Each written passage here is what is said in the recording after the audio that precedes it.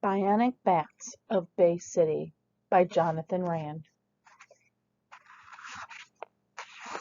Chapter 1.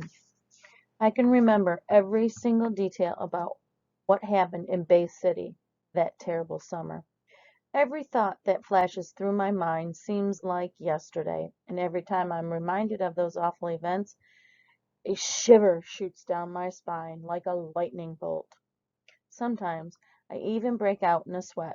I wonder if it will always be this way. I wonder if, years from now, I will look back on last summer only to cringe with fright. My sister Tori feels the same way. She's 11, 1 year younger than I am, and she too remembers everything that happened. But we don't talk about it, not anymore. In fact, Tori refuses to even go out at night anymore because she's so afraid of what might happen. She's even more freaked out about it than I am. A few things you should know. As a 12-year-old boy, I don't get scared easily. Oh, I used to. When I was little, I used to read scary books when I went to bed. When I turned off the light, I would imagine a monster beneath my bed or a creature in my closet. Sometimes I freaked myself out so badly that I had to sleep with the light on. But I realized once I grew older that there are no such things as monsters in closets or under beds. And after a while, I was no longer afraid. Oh, there are still things that frighten me. For instance, I don't like going down into our basement because it seems really dark, even with the light on. I imagine creatures hiding behind the furnace or tucked around some of the big storage boxes. There was one time, however, that I had a good reason to be scared. In fact, what happened in the basement one afternoon should have been a warning of things to come. Mom asked me to go down in the basement and bring up the vacuum and clean the living room.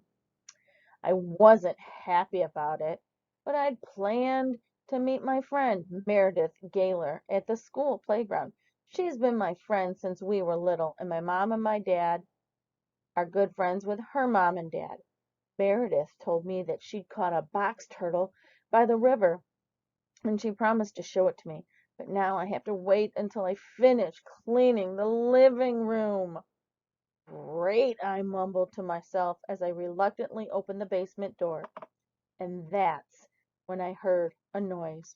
It was faint, not very loud at all, and it wasn't coming from somewhere in the dark basement. I'm sorry, it was coming from somewhere in the dark basement. I should have turned around right there. I should have told my mom about the noise.